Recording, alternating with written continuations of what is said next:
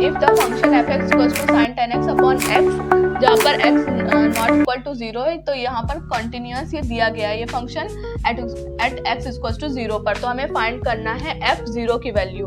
तो हम लिख देंगे कि इफ फंक्शन इज कॉन्टिन्यूअस, क्योंकि हमें ये दिया गया है कि फंक्शन कॉन्टिन्यूअस है। इफ फंक्शन इज कॉन्टिन्यूअस, अगर कॉन्टिन्यूअस है फंक्शन, किस पर कॉन्टिन्यूअस है? एट एक्स इक्वल टू 0 पर। अगर एट एक्स इक्वल टू 0 पर फंक्शन कॉन्टिन्यूअस है देन तो क्या होगा, तो हमें कैसे निकालना है? Limit x tends to 0 f x.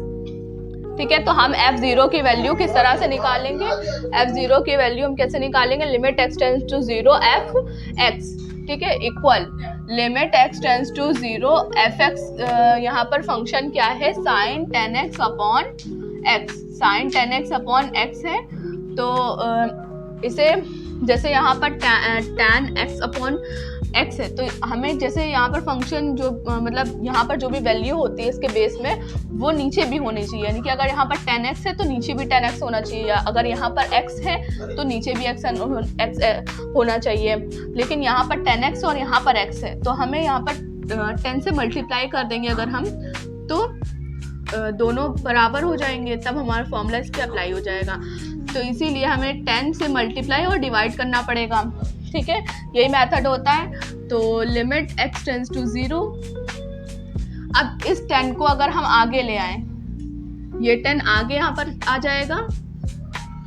अगर इस 10 को हम आगे ले आए, फिर लिखें limit x tends to 0, limit x tends to 0, फिर उसके बाद क्या हो जाएगा? साइन 10x अपॉन ये वाला 10 x के साथ मल्टीप्लाई हो जाएगा तो 10x हो जाएगा, और ये इक्वल टू 1 हो जाएगा। तो f0 की जो वैल्यू है वो 1 आएगी, क्योंकि ये जो है ये फॉर्मूला एक होता है, limit x tends to 0 sine x upon x equal to 1। ये एक फॉर्मूला है, ये फॉर्मूला है जिसकी वजह से ये इतने पूरे फंक्शन की जगह पर 1 वैल्यू आ जाती है। ये एक फॉर्मूला है, इसलिए हमने डायरेक्टली इसकी जगह पर 1 लिखा और 10 इसके आगे था। 10 इंटू 1 तो 10 हो जाएगा। तो 10 इंटू 1 का मतलब 10, यानी कि इसका f0 की वैल्यू 10 आएगी। यही इसका आंसर है।